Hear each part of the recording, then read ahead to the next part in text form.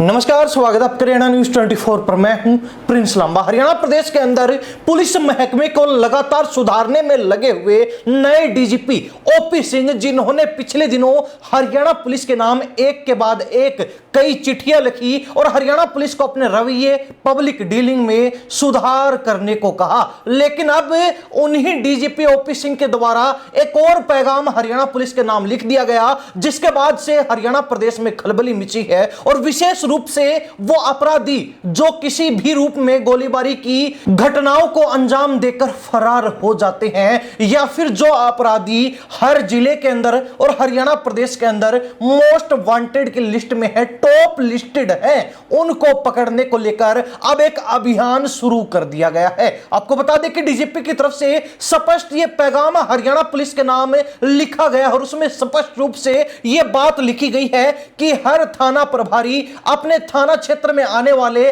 Top 10 अपराधियों को पकड़कर जेल में ठोकेंगे।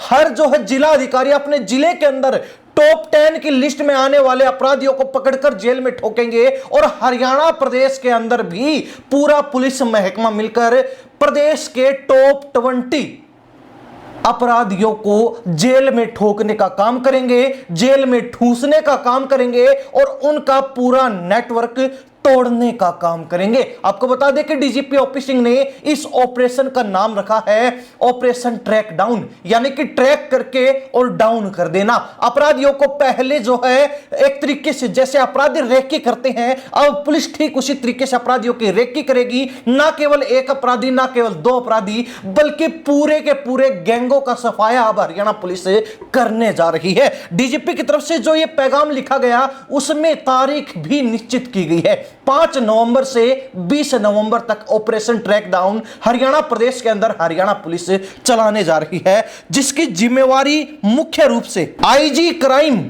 राकेश आर्य को दी गई है। बता दें कि डीजीपी अपने पैगाम में लिखते हैं, मैंने जिला पुलिस को कहा है कि गोलीबारी की घटनाओं के अपराध में शामिल भगोड़े अपराधियों को फौरन जेल की सलाखों के पीछे ठूसें। जिनकी पहचान नहीं हुई है उनकी पहचान करें, जिनकी पहचान हो गई है अगर फरार चल रहे हैं उन्हें पाताल से भी ढूंढ निकाले, लेकिन वो जेल के अंदर होने चाहिए। एक भी अपराधी बचना नहीं चाहिए, छूटना नहीं चाहिए। जो जमानत पर जेल से बाहर आ गए हैं उनकी हिस्ट्री शीट खोलें। अगर वो अपराध में सक्रिय हैं तो उनकी जमानत रद्द कराएं। अगर वे सुनियोजित तरीके से अपराध में लिप्त हैं तो उनके खिलाफ संगठित अपराध की सख्त धाराएं लगाएं। उन द्वारा अपराध से अर्जित संपत्ति को चिन्हित कर उसे जब्त करें। उन्हें प्रेषण संरक्षण एवं पोषित कर रहे, यानी कि उन अपराधियों को जो लोग संरक्षण दे रहे हैं, जो उनको पालन पोषण करके और बढ़ावा देने का काम कर रहे हैं, उन लोगों के खिलाफ भी विधि अनुसार यानी कि कानून के अनुसार ठोस और कठोर कार्रवाई की जाए।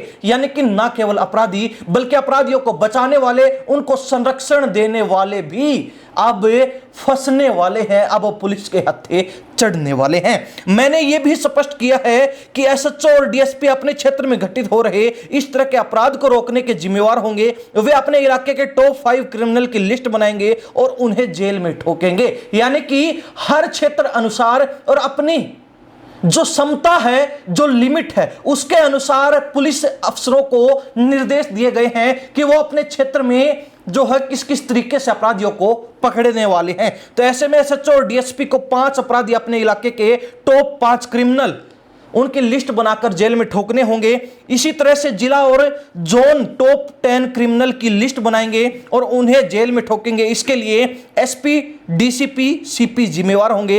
एसटीएफ राज्य को भी, स्पेशल टास्क फोर्स हरियाणा प्रदेश को भी टॉप 20 क्रिमिनल्स की लिस्ट बनाने और उनकी धरपकड़ के लिए व्यापक ऑपरेशन चलाने के निर्देश दे दिए गए हैं। ये सारे इन लिस्टेड क्रिमिनल्स को रोकने के लिए और उन्हें अपने अपराध के लिए कानून के प्रति उत्तरदायी ठहराने के जिम्मेवार होंगे। अगर ये आगे अपराध करते हैं तो संबंधित अधिकारी ही उत्तरदायी होगा। यानी कि जो जिस क्षेत्र के गैंगस्टर हैं, क्रिमिनल हैं, वो अगर आगे भी अपराध करते हैं, इन आदेशों के बावजूद भी अगर अपराध में संलिप्त पाए जाते हैं, तो उसकी जिम्मेवारी उस क्षेत्र के पुलिस अफसरों की होगी। और जो जिम्मेवार अफसर होगा फिर वो भी घसीटा जाएगा, फिर वो भी हत्थे चढ़ेगा।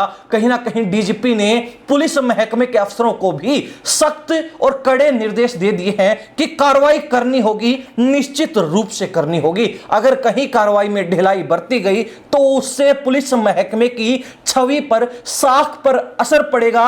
और जिस छवि को डीजीपी ओपी सिंह लगातार सुधारने का काम कर रहे हैं, अगर उस पर प्रभाव पड़ा तो वो अफसर भी बचेंगे नहीं, उनकी भी खैर नहीं है। वो आगे होने वाले क्राइम के उत्तरदायी होंगे और उनको इसका जवाब देना होगा। हालांकि आगे डीजीपी ने यह भी कहा है कि राकेश आर्य आईजी क्राइम को ऑपरेशन ट्रैकडाउन के समन्वय का काम देखने को कहा गया है। अगर कोई सूचना देनी हो तो उनके मोबाइल नंबर पर बात कर सकते हैं, वरिष्ठ अधिकारी है, आपकी पहचान गोपनीय रखेंगे। यानी कि अगर किसी को कोई सूचना देनी है या फिर अगर कोई अपराधी जिसको यह लगता है कि पुलिस उसको पकड़ने वाली है और वो पहले ही सरेंडर करना चाहता है, तो वो भी बात कर सकता है। कानून के अनुसार उस अपराधी के सरेंडर को मंजूर कर लिया जाएगा, अन्यथा पुलिस अपने अनुसार कार्रवाई करेगी। फिर वो तो होनी ही है, उससे किसी अपराधी को कोई भी नहीं बचा पाएगा। एक तरीके से कहा जाए तो ये कह सकते हैं कि डीजीपी ओपी सिंह अब हरियाणा प्रदेश से क्राइम को खत्म करने को लेकर काफी सक्रिय नजर आ रहे हैं और हरियाणा पुलिस को भी उसी सक्रियता के साथ